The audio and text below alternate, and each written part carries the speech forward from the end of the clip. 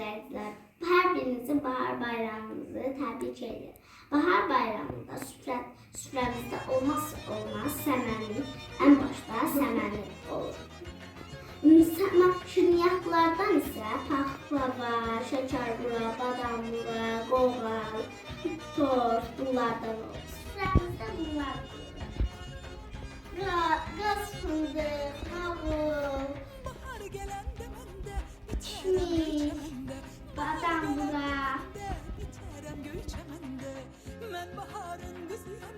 Salam dostlar. Her birinizin bahar bayramını tebrik ediyorum. Her birinize sağlık, gelen günleriniz.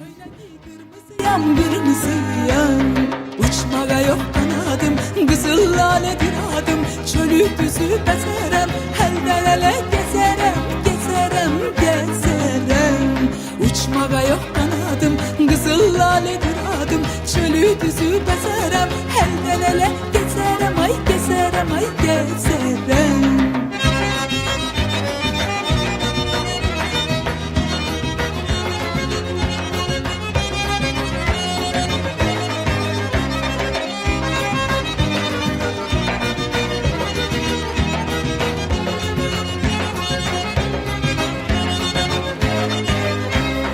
Başımda şalım var, yanağımda halım var. Başımda şalım var, yanağımda halım var. Yeyilmərəm acıyam, acıyam, çiçeklerin tacıyam, tacıyam.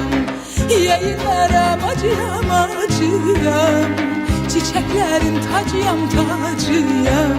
Uçmağa yok kanadım, kızıl laledir adım, çölü düzü bezerem, elden ele gezerem, gezerem, gezerem. Uçmağa yok kanadım, kızıl laledir adım, çölü düzü bezerem, elden ele gezerem, ay gezerem, ay gezerem. Uçmağa yok kanadım, kızıl laledir adım, çölü düzü bezerem, elden ele gezerem, gezerem, gezerem. Uçmağa yok kanadım, kızıl laledir adım, çölü düzü bezerem, elden ele gezerem, ay gezerem, ay gezerem.